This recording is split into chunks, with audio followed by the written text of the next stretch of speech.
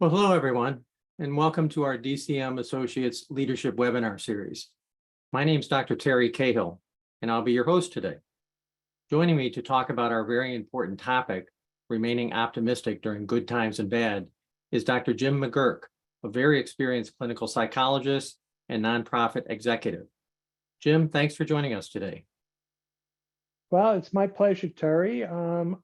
I hope we can replicate some of the conversations we've had kind of preparing for this. So I'm really looking forward to it and seeing how it works in this modality. Well, yeah, I agree with you, Jim. It's an exciting topic. And in fact, while we're limiting our focus today to the challenge for not-for-profit leadership, I think you've chosen a topic that's a challenge for many people in today's society. In fact, judging by the number of registrants, I think we had over 100 individuals voice interest in the session. I think we're all thinking we need some new energy regarding this topic. But before we jump into the topic, I want to handle, just as the host, I just want to handle a couple housekeeping issues and introductions. Okay. First, for those who are not familiar, we can go to the second slide, Jim. Not familiar with DCM Associates. We're a national firm whose mission is to support nonprofit organizations by providing executive search and talent acquisition services, leadership development, such as this webinar today, as well as executive coaching services, plus board development services. If you or your organization has a need for one or more of these areas, don't hesitate to give Jim or I a call. Next, let me just briefly introduce myself. Next slide, Jim. On this slide, you can see my practice experiences and my academic credentials. But the easiest way to explain them is that I have approximately 40 years of experience, the first half of which I was an executive, running hospital organizations and health insurance organizations. Then I changed my focus for the past 20 or so years to leadership and organizational development in order to help others become exceptional leaders. In this work, I've been an executive coach working with leaders such as yourselves for the past 20 plus years. Plus, I was a leadership and management professor and department chair for MHA and PhD programs at Seton Hall University. After leaving Seton Hall at the beginning of the pandemic, last year I joined DCM Associates as a managing director to support their executive search and leadership development services. Just one last thing before I turn the program over to Jim to introduce himself. As with all our DCM webinars, if you have a question or a comment, please use the chat feature in Zoom, and I'll address it with Jim so that we can all participate in the conversation. In fact, I'll ask you to open your chat now. And for your first comment, please let us know your position and where you're located, such as CEO of Family Service Organization in Chicago. Now for our program. Jim, let's get started by having you describe your leadership experiences, academic credentials, and any other things that will be of interest to our group today. And you can take over the slides at this point. Well, thanks, Terry. I am so thrilled to be here. I mean, this is a very important topic for me personally, because it's really about how I try to live my life in a very optimistic way. As you said, I'm a PhD psychologist. I spent 35 years at an organization that when I started was Astor Home for Children. We changed the name to Astor Services to Children and Families, and now it's just Astor Services. Jim, next slide. Okay, there we go. Thank you, Terry. And again, I apologize. I got to admit people in the waiting room. I'm sort of like a airline pilot. I've got 15 different things going. So please forgive me if I'm not always looking at you. Well, just be optimistic, Jim. Just be optimistic. I am. But anyhow, and you see my experience there. One of the things I had the privilege of doing is being a president of a membership organization called the New York State Coalition for Children's Behavioral Health. In that role, I got to interact with a lot of leaders. I got to really experience some great leadership, and that was a pleasure.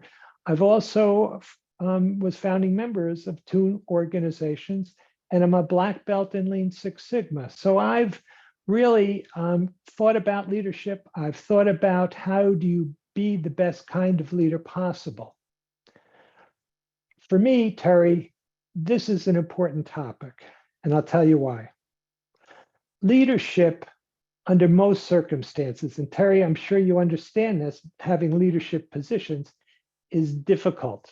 However, when things are going well, when you've got significant resources, you've got full staff, your programs are running well, leadership is, must I say, even enjoyable. You don't have the typical kind of pressures that might happen. However, those are not your typical, for most not-for-profit. Usually there's something going on that you have to respond to as a leader. And it could be something as big as, some of these global issues that impacted the world, and the three that I was personally affected by in my work at Astor was 9/11.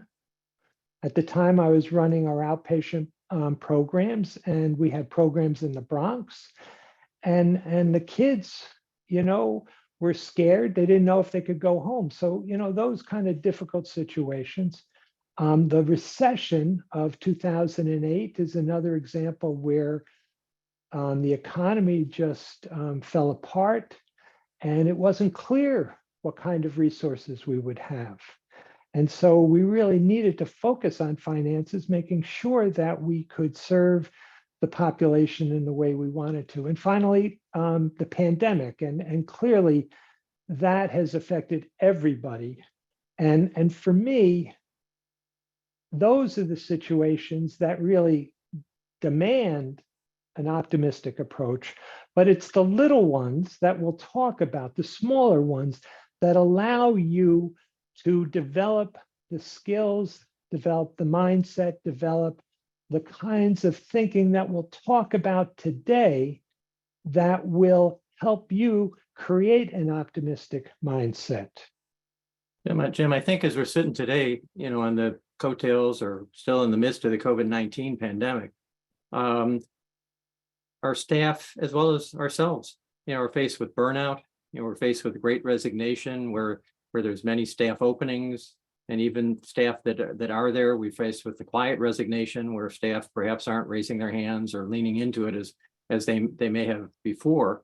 And for our nonprofit organizations where mission is a key factor, that becomes sort of a double whammy. I think the challenge to really carry on the mission. So I think you've got a really hot topic here, and one that we all need some assistance and some time out to rethink of how we handle this issue. So in relation to the session today, Jim, what do you have in mind for our learning objectives? Well, as you can see on this screen, first I want to define optimism as a mindset, and I want to talk a little bit about that and how does it differ than happiness or well-being. I want to explore those leadership traits that really are part of being an optimistic leader, but being a good leader. And I then want to talk about what makes a great leader, because I think when you're dealing with difficult situations, it demands greatness. And finally, I want to provide examples of how you can create an optimistic mindset in the face of crisis. And at the end, I'm hoping you begin to think about this essential question right now. Am I optimistic? How do I face situations? And in what way do I need to develop better skills so that I can create the kind of mindset that will help me become a better leader? Jim, in identifying optimism as a mindset, I think that's really good news, because mindsets are open to change. In other words, we're not born either pessimistic or optimistic. We learn those attitudes or those views as we have different life experiences. Would you agree? Very much so. And I would even say that over time, I've created a more optimistic mindset personally and in how I dealt with situations, and as a clinician, how I deal with in clinical situations. So certainly it's very important. And I think, go ahead. An interesting exercise for our attendees, might be to pause for a moment. And I'm asking, the participants today to consider themselves, how would your boss describe you in relation to being optimistic or pessimistic? Secondly, how would your peers describe you? Would they describe you as more optimistic or more pessimistic? And lastly, what about your employees, people that report to you? Would they describe you as more optimistic or pessimistic? I think it's important to periodically step back and do that very simple exercise to see, how am I acting? And I'll give you a practical example. As I was coming up the leadership ladder, one day, my boss said to me, Terry, do you know how you look when you're walking down the corridor, through the hospital? And I said, no, I suppose just walking like anyone walks. He said, no, that's not what I'm speaking about. You walk as if as if you're thinking. You're not really paying attention to those around you. You're working on perhaps what your next issue is, or wherever you're going to solve a problem. And that I said, yeah, that's actually right. And the fact of the matter is, as he pointed out at that point, was that as a leader, how do you think your followers feel when they see you not paying attention to them? Or even worse, when they see you, expressing, some negative perspective. And he proceeded to that point to say, look, Terry, leaders are always on stage.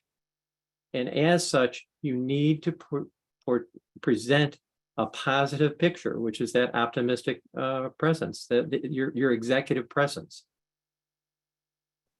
Terry, in many ways, being a leader is like being a parent, right? The kids are always looking at what you do. They're always following what you do, not what you say. So I think those words are critically important. Let me talk a little bit about the development of optimism and how it came to be, because it's a fascinating story from my point of view. And the founder of it is Dr. Martin Seligman. And why that's important is that he really learned helplessness as a theory of depression. So he was really about, how do people become depressed?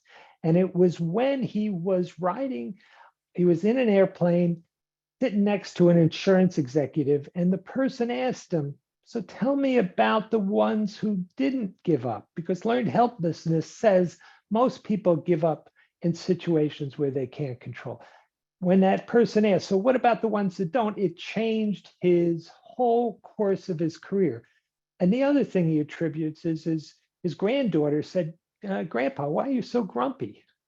And so it really changed how he thought about the world, how he thought about psychology. And so he was the father of positive psychology. He created optimism as a learned mindset and has developed some strategies to help create optimism personally with your kids. And it's just a fascinating story.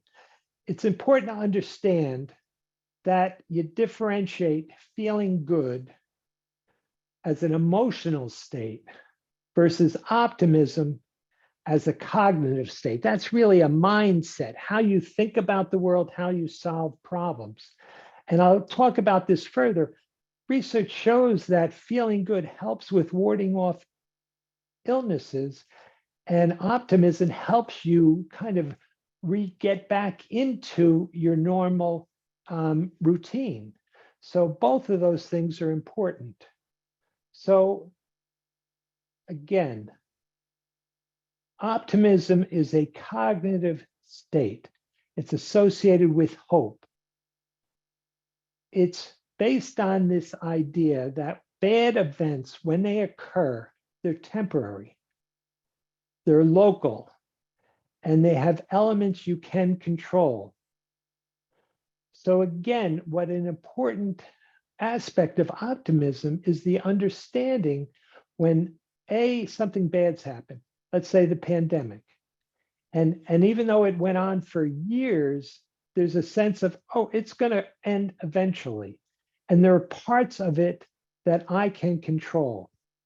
And it really is about a generalized favorable expectations, and we call it hope for the future. And so what I want to differentiate a little bit is optimism versus happiness versus well-being. Now, again, cognitive states associated with hope is optimistic. Happiness is an emotional experience. And one of my professors in my counseling psychology program talked about, listen, if you're dealing with a depressed person, why wouldn't you tell them just to go to the circus? Again, that's happiness, going to things that are going to bring you joy.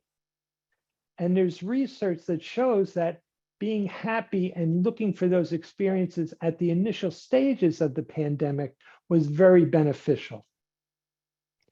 And then we have the idea of well-being. And I think the idea of well-being has flowed from all of the work that has been done on positive psychology. And Terry, I think you've done a lot of work in thinking about that. Am I correct? Or? Well, as often happens, as we start talking about topics of this sort, there's connections that we can make from our different backgrounds, from our different perspectives. And while psychology, has brought forth this positive psychology of noticing things that are on the positive side. If we get down just to the practical side in a second, but let me pause and go into the business side. While psychology goes towards positive psychology in the business world, we do something similar in the sense of appreciative inquiry, which was a concept that came out of Case Western in Ohio 20 or 30 years ago. And it does a similar thing where it's really focusing on things that are going correct. One way to understand this is the notion of what leaders are often promoted and rewarded on the basis of their problem solving. And when we're looking at problems, we're essentially looking at deficiencies. We're looking at gaps. We're looking at things that aren't where we want them to be. And so we're going to problem solve. We're going to fix that. And so that's the deficiency model. What we're talking about when we view positive psychology from your language and appreciative inquiry from my language is looking at the strengths and building on the strengths. In executive coaching, this is one of the distinctions between styles. Does the coach focus on the gaps and the deficiencies that the person has and try to help problem solve those? Or is there a focus on building on the strengths? And the general notion is that if we build on the strengths, we can essentially, accomplish, great things because we're viewing beyond the limited focus of the immediate problem to where we want things to go for ourselves, for our organizations, and basically for our communities. Well, it's interesting, Terry. Yesterday, you and I spoke about this, and to focus on strengths when you're dealing with difficult situations. We'll get into it later, but it's really about finding those strengths, those assets in the organization, and those ones that may not have been realized as much as they need to be. And so it's really searching for those assets in your organization that you may not think about. They may be very intangible, or it may be tangible things that you have that you haven't that you take for granted. And so it's all of those kind of ways of looking at problems that build a optimistic mindset. But Terry, you know what? Optimists have better health outcomes. Did you know that? As you say it, I can believe it, because as I think back to times when, I've been overwhelmed and, quite honestly pessimistic about the situation, it weighs on you. It pulls you down. You said about Seligman's, focus on depression. You end up feeling bad. And obviously that can have ill effects on you. So the notion that an optimistic attitude, can lift you up and can contribute towards better self-care and better wellness, I could believe that. And we've got research that shows that it plays a significant role in better health comes with cardiovascular disease, cancer, pain management, physical symptoms, morality. mortality. It's better for your mental health. It is better for the motivation. I know when I'm doing something like appreciative inquiry with a group, I feel motivated because I'm really getting energy from how they are responding with positive things about what they believe. And it helps you live longer and it lowers stress levels. So there are a lot of reasons why the people who are listening to us today should think about how can I create a more optimistic mindset. Well, your language again, you said things like looking for, searching for, and it reminds me of my dissertation work. The research I did was focused on the question of how do CEOs make sense of their environment in order that they can subsequently guide and direct their organization and their followers to success. And before they make sense, before we make sense about something, we have to notice something. And so noticing becomes a question of what are we looking at? And you know, I suspect that we've all sort of fallen into a rut at time or routines at time where we begin to look at the negative things. I'll give you again another personal practical example. When I was doing my research, I came across the notion of the high reliability organization. And perhaps some of our participants today are familiar with that concept as well. It's very popular today. And it's very successful in helping drive organizations towards positive outcomes.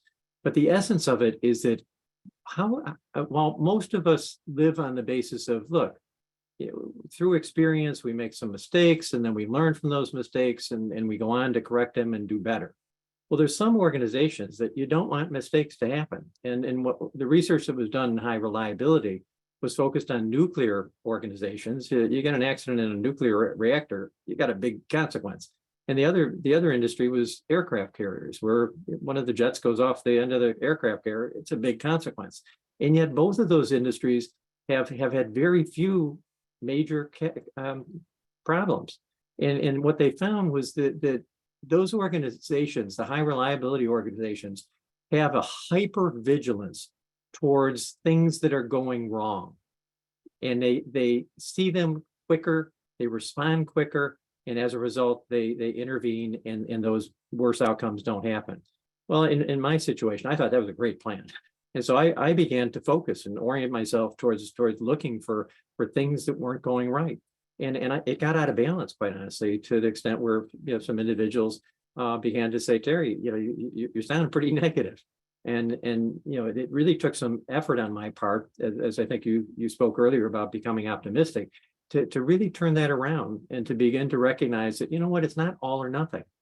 That there's always some things that I can notice that are going right. And that's made a big difference for me personally, but also for the organizations that I've worked with in this regard as well. Well, and you also talk about how, everybody notices how the leader acts, how the leader shows up really impacts everybody around them. And you're not saying don't deal with problems, but you're saying you need to address them differently, and you can't always act as if that's all you're thinking about. Jim, a related question in that respect is that perhaps some of us, maybe even many of us, have had the unfortunate experience of working for someone who's really, that negative, deficit sort of focus. Things are, sort of always wrong, and almost like getting your hand slapped. And how does one, sort of maintain an optimistic perspective when their boss is not optimistic? Well, and I think what's important to think about is that an important part of optimism is understanding those things that you cannot control and thinking about what you can control. So you can't necessarily control how people are around you, but you can control how you think about it, how you act in front of it. And so certainly, if you're dealing with such a situation and your boss is really very negative and is just talking about all the bad things that are happening, more likely than not, you're going to feel like you got to look elsewhere. And when we talk about the research with the Great Resignation, people are leaving their supervisors. People are leaving because they don't feel respected, because they aren't, treated well. And so I think it's important, particularly as a leader, to look at that. I think we're responsible to say, how am I showing up? And so, but let me talk a little bit about leadership for a minute. How's that? Sure. Because really, it is about how you show up as a leader. And we know there are research that shows what makes for good leaders. And I'll share some of those with you.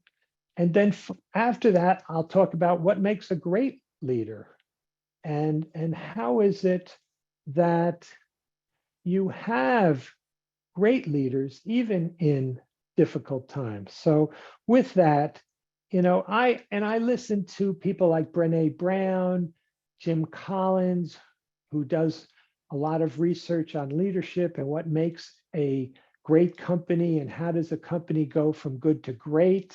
I listen to Simon Sinek, who talks about the why. So these are the people I listen to. And you know why? Because they inspire me. And so as a leader, I listen to them and it helps me maintain this positive framework. So we know there are many people who said there are, 10 qualities, 15 qualities, 35 qualities. But, for lack of, deciding, these are 15 leadership qualities that make good leaders. And I want you to look at the list and identify those areas where you think you're the strongest. Identify those areas where you think you have some work to do. Because again, you want to always be looking at how are you showing up? How are you acting? And that's, very stressful at times. And so again, go ahead. Self-care becomes, first of all, a question of self-evaluation, of noticing yourself. Very much so. And when you're in a leadership position, and I'm sure you've experienced, Terry, as I've, people notice when you're under stress. And people, they say things like, thank God you went on vacation. And so even when you try to be positive, stress really makes it more difficult and you're more prone to make mistakes. So self-care is important. And as a leader, so is having peer groups where you can share things with, or, if you don't have that, even getting a coach, because you need somebody to help you maintain a perspective about your role, help coach you in some of those things you need to develop. So really it's important. And so if you've identified those areas that you think you're strong at, that's the good thing. Those are the assets. What do you think about that, Terry? Well, I think you're making a very valid point that in the face of stress, in the face of problems that we're trying to fix and trying to resolve, we can get stuck and we can fail to recognize that we do have assets. We do have positives. It's not all black or all white. There's opportunities to recognize some things that are going right.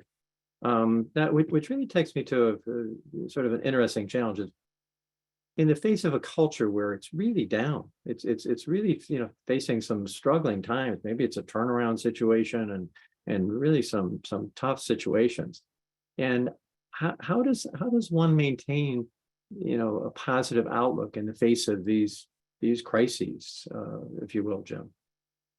Well, I'm going to first say you have no choice but to do that, because people are looking for you to see, is this problem solvable or not? Or does it mean the end of the organization? Certainly, and there are some things that you can do, and I'm going to get to that later, that we talk about the prepared leader, so that events aren't as surprising as they might be.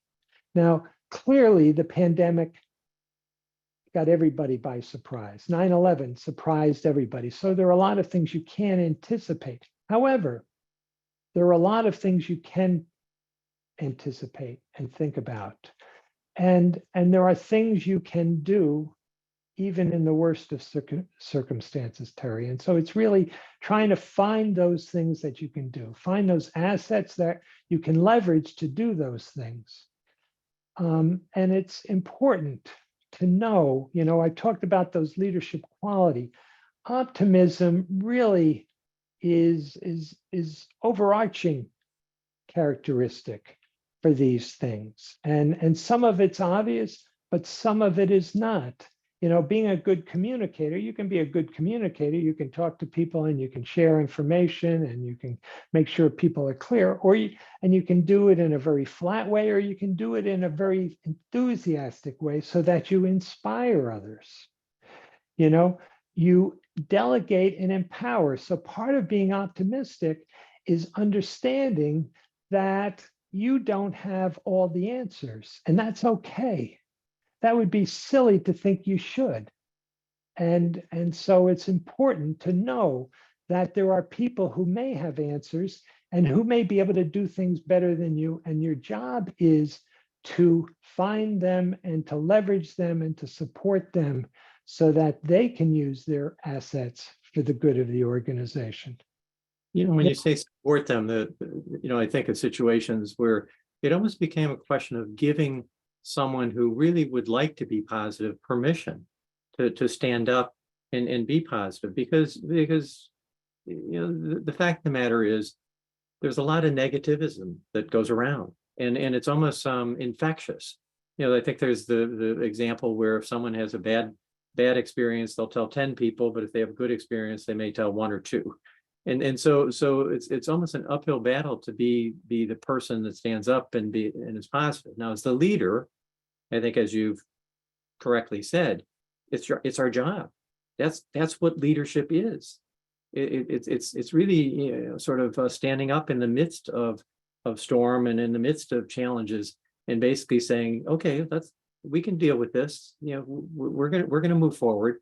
But others who are in the group, may find it more difficult, some to be that strong to stand up. So I wonder if it isn't also a factor of the leader giving permission to others to be positive. One of the comments in the chat was someone who wants, at the end of the month, always makes time in their department meeting to bring forth good news. And so that's an example of a structural piece that the leader has put in place. Terry, I told you 2 stories, and these taught me a lot. And one was very early in my career, and one was later in my career. The first one is Charlie, who was the CEO of the local Chamber of Commerce. And every time you say, "Hey, Charlie, how you doing?" "I'm doing great." And then we get on to it and we talk about what we needed to talk about. Every time, "How you doing?" "I'm doing great." And I asked him, I said, "Charlie, how is it that you're always doing great?" And he said, "Jim, I have a choice, but I can show up feeling good, feeling motivated. And I need to show that not only for my staff, but for the people who are part of the chamber. And so they look to me to give them inspiration." And so it really is how you interact with other people. Another example was later in my career, a gentleman who was head of our HR and our internal organizational development activities. He was a manager in the bank. And Ed, every day, would go around and talk to people, smile to people, shake their hand. He'd say, "How you doing? How you doing? What's going on?" And if people walked around with a grumpy smile, he'd say, "What's going on?" And if they're always like that, he'd say, "Hold on now. You're always going around grumpy. Do you know you're taking care of kids? And if the kids are going to see you as being very unhappy, they're going to think it's something to do with them." So he kind of not only demonstrated it, but encouraged other people to present that way as well, because that's what, in many situations, our clients need. That's certainly what our staff needs from their leaders. And I love this quote, Terry. You know, it really succinctly, what's a leader? He knows the way, goes the way, and shows the way. So the leader's out in front. He's ready to do whatever is needed. And he is the model for the organization. He is the embodiment of the values that the organization is looking to, aspire. No, as we step back and we reflect on this, we talk about this, it's really empowering, I think, us all as leaders, that you said a minute ago that we have a decision to make. We have control over this aspect of our life. We can smile or we can frown. We can look and notice the positive, or we can look and notice the negative. And I probably should pause for a minute and say it's not either or, in the sense of optimism or problem solving. Obviously, leaders need to solve problems, and that's what we're paid for too. But the way we do it, and how we interact with our teams and the culture we establish, that's something that we control, and we can make that decision. We need to make that decision. And Terry, it certainly is not about not solving and recognizing problems. However, it's the mindset that problems are solvable. And so if you're looking like, oh my God, this is too much for us, we can't handle it, I don't know what we're going to do. If that's how you approach, your staff, that may reflect how they're feeling. However, that's not what they need. They need something like, hey guys, gals, I know this is hard. I know you think this way, but you know what? Here's the problem. Here's where I think we can make a difference. This is where I see as potential solutions. What do you think? And again, you're addressing problems, but you're addressing them as solvable. Because again, bad things will have an ending. And you got to believe that. The pessimists believe the opposite, Terry. They believe good things are going to end. They're always waiting for the other shoe to drop. And so even good times can't be enjoyed because they are more focused on, okay, when's that shoe going to drop, and how do I make sure I cover my butt for it and don't get into trouble? So, it's very important. And, Terry, it's especially important in crisis. Yeah, I mentioned the other day when we were talking about this topic, Jim, that I briefly been introduced to the sophist philosophy, SOPHIST. And it's an interesting philosophy that basically, arrives at a point where there's all kinds of things that surprise us that we're not expecting. And how we control our reaction under the sophist philosophy is, oh, that's a good one. Didn't expect that one. Oh well, got to move forward, got to deal with it.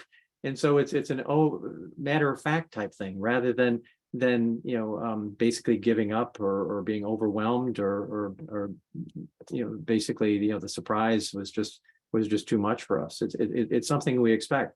There's a common sort of phrase I hear these days: expect the unexpected. And I think it really speaks to what we're experiencing today, compared to 40 years ago when I was starting my leadership, moving up the ladder. And the philosophy in the 80s was no surprise philosophy. We don't want surprises. Well, the fact of the matter is we can't control everything, and there are surprises. And what your point very strongly today is that as leaders, we have a decision to make. How are we going to respond to that? That's so critical, especially in a crisis. And again, there's a lot of work being done in how leaders need to show up in the crisis. And it's very clear to me, and I think from our conversations, that we came to the conclusion is, when you're dealing with a crisis, if you want to be a good or even a great leader, you need to be optimistic. And you need, the more difficult the crisis, the more it is incumbent on you to create that optimistic mindset, because everybody else is going to be seeing like, oh my goodness, how's how are we going to deal with this? I don't know what we're going to do. This is the worst thing that ever happened to me. Oh, no, this is the worst thing. So again, you go down that path. I like, if anybody who has listened to Winnie the Pooh, it's being Eeyore, oh, well, even under the best circumstances, well, eventually something bad will happen. And so the more challenging the situation. Now, Jim Collins has done a lot of research on what makes great companies. And he talks about level 5 leadership as something that has made a significant difference in those companies that have sustained greatness over an extended period of time. And if you haven't read any of Jim's books, I encourage you to. He's written Good to Great. He's written Good to Great in the not-for-profit sector. And if you're not into reading, look at Brene Brown's Dare to Lead podcast, where she spent 2 hours with him. So an inspiring person. But he talks about the level 5 leadership. And what's interesting, they combine a personal humility with an indomitable will. And again, I think that's part of being optimistic. It helps keep you motivated and helps keep you able to focus on solutions. And it's not for themselves. It's for the cause. It's for the mission of the company. And in your case, it's the mission of your agencies. And I would guess that if you're working in a mission-oriented organization, that's job is to provide some service to client population, it becomes easier to keep that and be passionate about what you're doing, because your passion becomes contagious, just like optimism becomes contagious. And the other thing, and I'll talk about it further, is really about prepared leadership. And what's a prepared leader? And I'll do that later. But Terry, let me talk about some of the characteristics of great leaders. And I think it should, we should have talked about it. They show up differently. They come to work differently. They don't come to work saying, oh, another day at the office. They come to work saying, I can't wait to get to work. I can't wait to figure out what problems we've got to solve today. And you've got to work on it from the time you leave home. Is how do I develop that approach to my job? They understand staff is looking towards them for inspiration. Great leaders show confidence in the staff as well as themselves. So they know that their staff have the capability of solving these problems. Great leaders see problems as inevitable, right? So there's going to be a problem, and it's just a matter of what will it be, how big will it be, and is it something we've dealt with before, and we'll do it again. But they also believe they have the capability. They listen to their team and support the competencies. Great leaders practice humility and will say, I don't know. Terry, there's a great story about the CEO at Delta. And I'm think about him. Ed Bastian graduated from my high school. So I have a connection with him, be it long distance. He probably doesn't know we have a connection. But what he did in the pandemic, now think about this, folks. His revenue went from whatever it was to 0 in a day. Okay? That's a problem. That's a huge problem. And instead of saying, oh, I'm closing up, I don't know, and it's in the pandemic, I don't know anything about the pandemic, I don't know what we're going to do. He said, okay, let's get together, let's iron some solutions, let's assess our situation, and let's bring in some expertise. I don't know anything about the pandemic. So he brought a person from the Mayo Clinic onto the staff who does know about pandemics and can provide guidance in terms of what they need to do as a company, what they need to do for their airplanes and those things. And so there are plenty of examples of great leaders who have responded to the most difficult challenges. And it's important for, I think, the people on this to really think about that. You know, I remember a individual who had accomplished tremendous things. I was living in Canada at the time. And there was an individual within the disability community, you know, who had built, you know, tremendous services, et cetera. And he was looked up and really viewed as just the top pinnacle of success in that respect.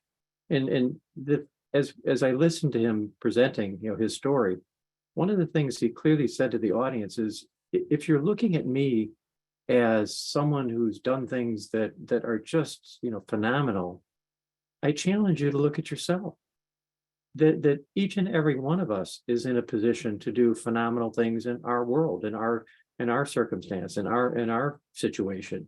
And in fact, you know, by looking at this individual as if sort of arm's length of distance and having that person on a pedestal, you know, too often we may be saying, well, that person could accomplish that, but I surely could never do that. So it really raises the question in my mind of what can we as leaders accomplish when we are optimistic, when we do believe. And there's been a lot of research done that when someone believes that there's something positive there is.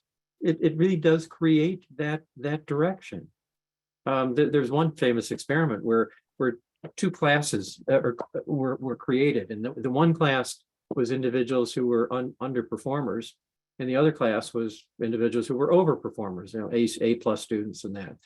And the teacher who had the underperformers was told that these students are really exceptional students, and the other teacher who had the exceptional students were told, you know, these students are essentially average students.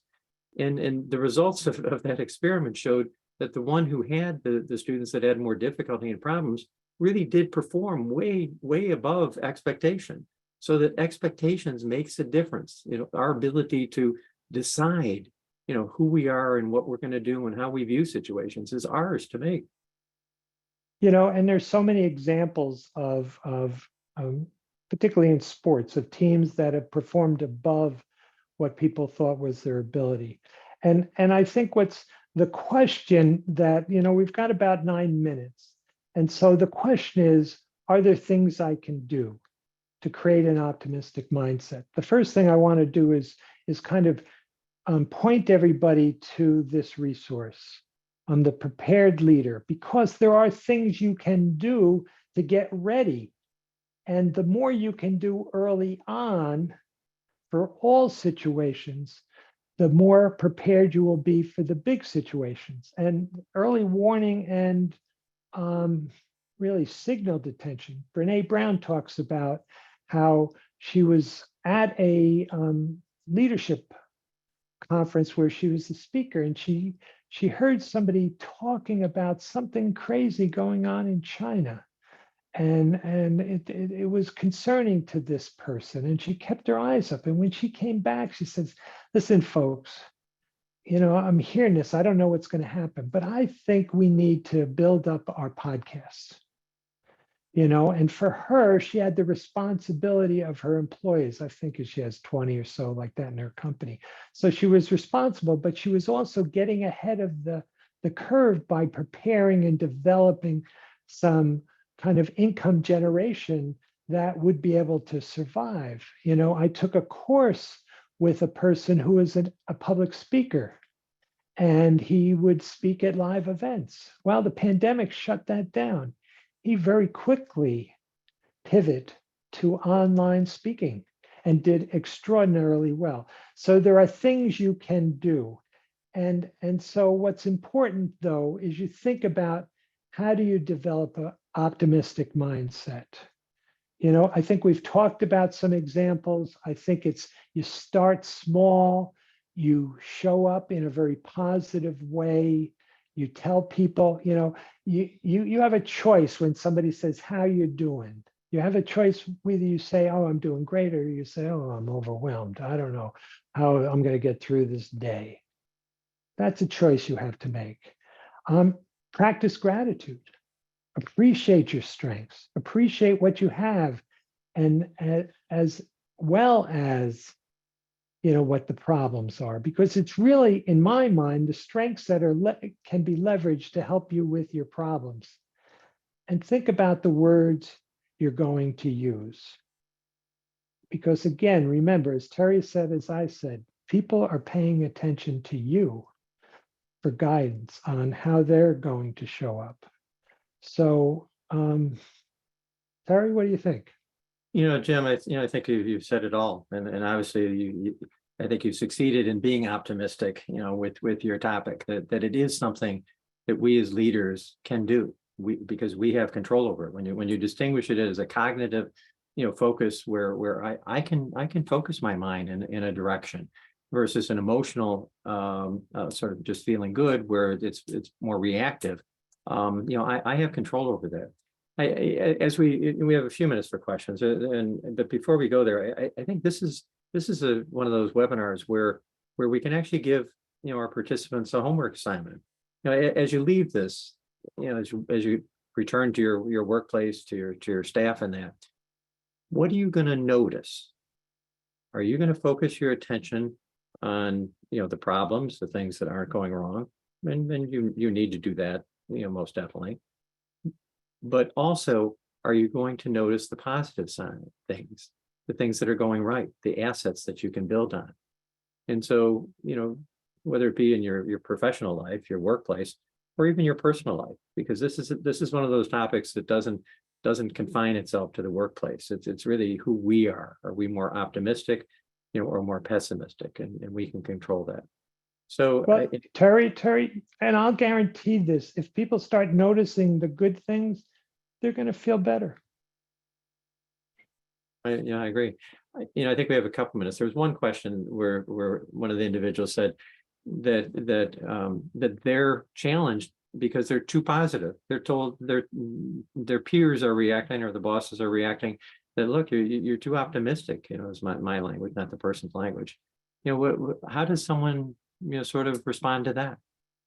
Well, I think you look at your behavior, and again, are you one of these people that everything is rosy, everything is great, and there are no problems?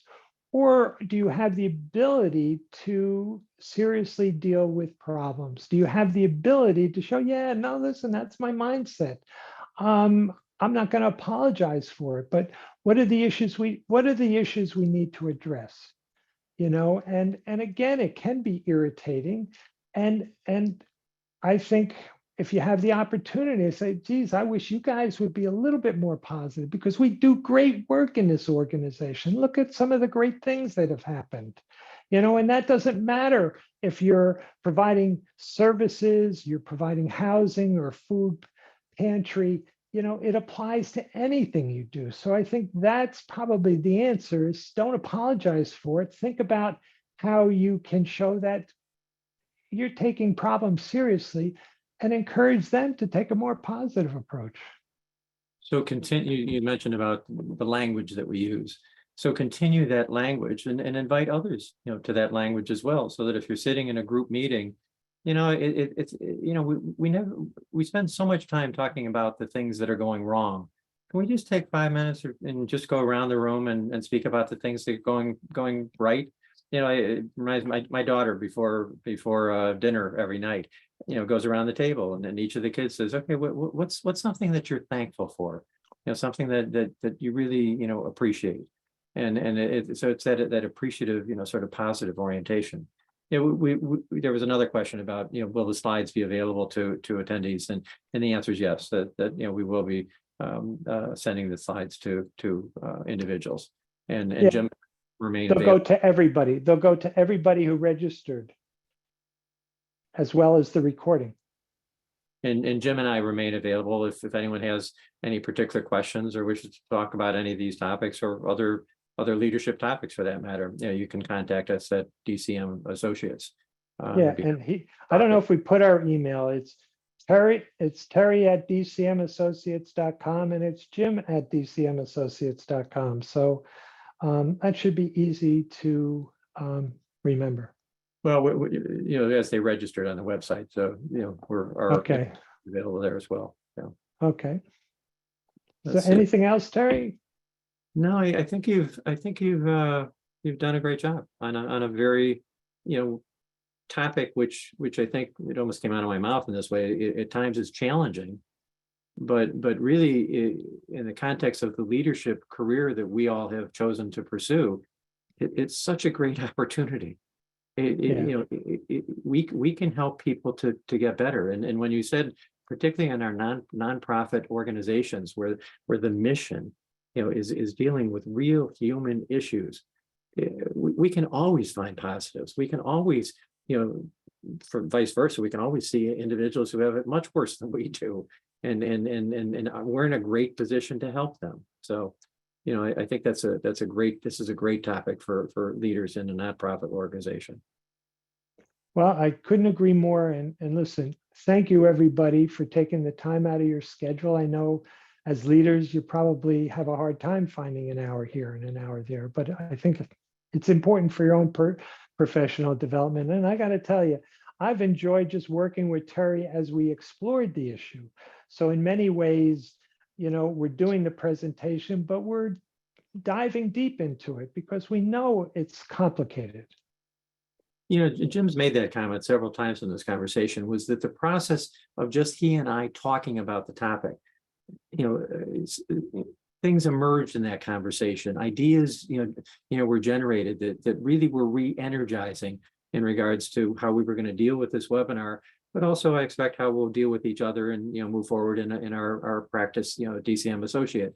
And so that's perhaps something that our attendees might do as well, is just engage in a conversation with your boss, with one of your peers, with one of your subordinates, your employees, about this topic. And it's likely that you'll find some really positives come out of that conversation as well. So again, as Jim said, thank you for joining us today.